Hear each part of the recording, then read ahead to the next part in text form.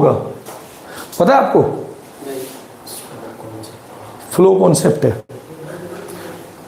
Flow concept है।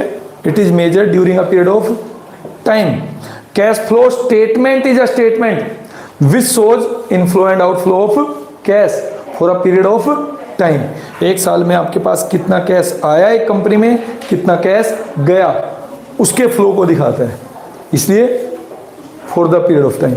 As an या as at stock concept होता है, पॉइंट ऑफ टाइम पे बनता है। बैलेंस शीट, बैलेंस शीट के आगे एज एट लिखा होता है, पता था ये बात?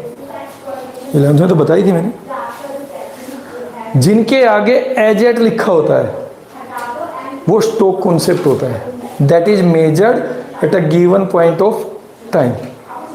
जैसे ही एक ट्रांजेक्शन होगी तो आपकी बैलेंस शीट में चेंज आ जाएगा, क्योंकि जैसे ही ट्रांजेक्शन होती है accounting equation is equal to assets is equal to capital plus liability, या तो असेट्स में चेंज आएगा या कैपिटल में या लायबिलिटी में, तो आपकी बैलेंस शीट चेंज हो जाएगी नहीं हो जाएगी। इसलिए बैलेंस शीट मेजर करने के लिए, यानी वैल्यू ऑफ असेट्स और लायबिलिटी चेक करने के लिए आपको एक पॉइंट ऑफ टाइम पर रुकना ही पड़ेगा, जब आप मानोगे अभी कोई ट्रांजेक्शन नहीं होगी, ठीक है।